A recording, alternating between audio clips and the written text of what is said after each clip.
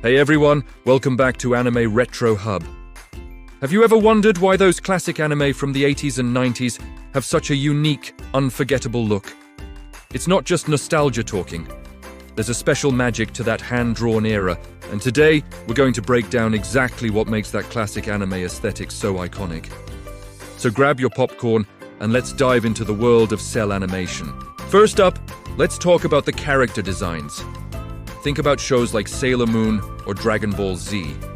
The characters have those big, expressive eyes that are practically windows to their souls. But it's more than just the eyes. It's the sharp, angular hairstyles that defy gravity. The distinct fashion that screams late 80s and early 90s, and the way artists used simple lines to create incredibly memorable faces.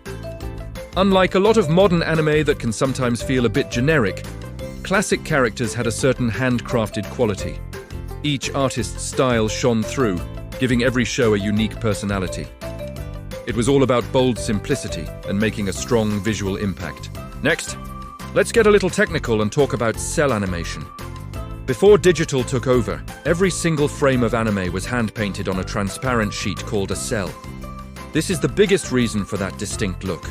Artists would paint the characters on these cells and then lay them over a beautifully painted, often static, background. This process created a subtle but noticeable separation between the characters and their environment. It gave the animation a layered, almost storybook quality. And because it was all done by hand, you'd get these tiny imperfections, a slight jitter in a line, a minor color variation.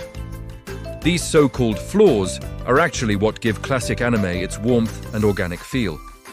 It's the human touch in every frame. Another key element is the color palette. Digital coloring allows for infinite shades, but back then, animators worked with a limited set of physical paints. This limitation forced them to be creative. They used bold, often primary colors, and dramatic shading to create mood and depth. You'll notice a lot of high-contrast scenes, with deep blacks and vibrant highlights.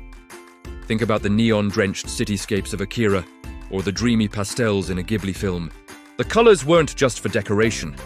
They were a powerful tool for storytelling, setting the tone from somber to explosive in an instant.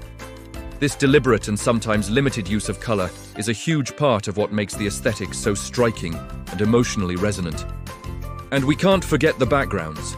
The hand-painted backgrounds of classic anime are legitimate works of art. Because the CLs were laid on top, the background paintings could be incredibly detailed and atmospheric. Whether it was a lush forest, a gritty urban alley, or a futuristic spaceship interior, these backgrounds were rich with texture and detail.